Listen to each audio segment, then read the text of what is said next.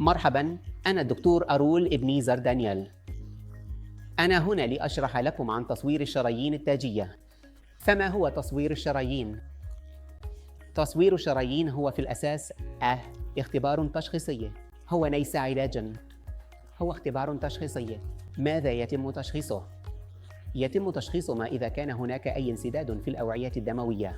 تصوير الشرايين يمكن إجراؤه في أي جزء من أجزاء الجسم. إذا أجريته في القلب يسمى تصوير الشرايين التاجية، وإذا أجريته في الدماغ يسمى تصوير الشرايين الدماغية، وهكذا دواليك. كيف يتم إجراء ذلك؟ يمكن إجراؤه بطريقتين مختلفتين.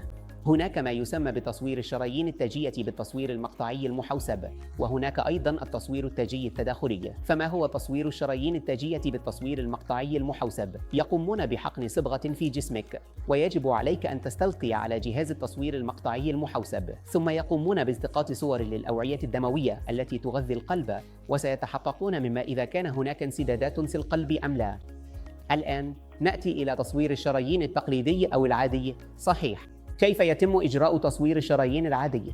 نقوم بالوصول إلى الأوعية الدموية إما عن طريق اليد أو الساق، ثم ندخل قسطرة تصل مباشرة إلى القلب، ونحقن صبغة في القلب، ثم نقوم بالفحص.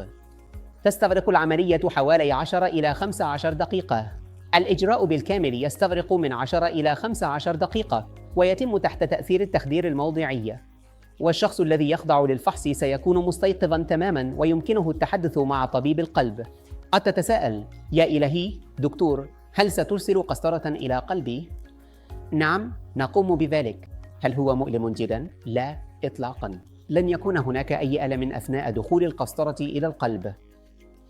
وهذا هو المعيار الذهبي لفحص الشرايين التاجية. لماذا لا يمكنني فقط إجراء تصوير الشرايين التاجية المقطعية بدلاً من التقليدي؟ بصراحة أنا خائف من التقليدي. إذن لمن ينصح بتصوير الشرايين التاجية المقطعية ولمن ينصح بالتقليدي؟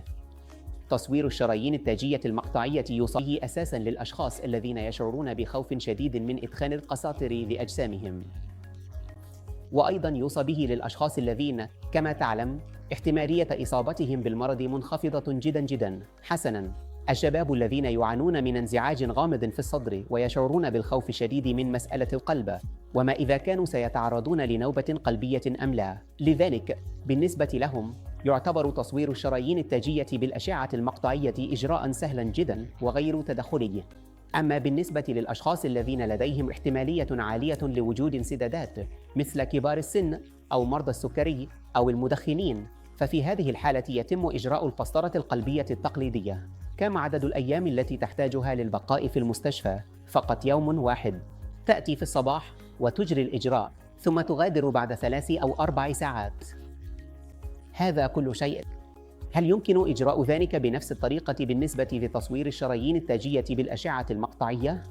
نعم، يمكن إجراؤها بنفس الطريقة مثل تصوير الشرايين التاجية بالأشعة المقطعية، لكن المشكلة الوحيدة هي أنه إذا وجدت انسداداً في الأشعة المقطعية ستحتاج إلى إجراء القسطرة القلبية التقليدية لتأكيد ذلك.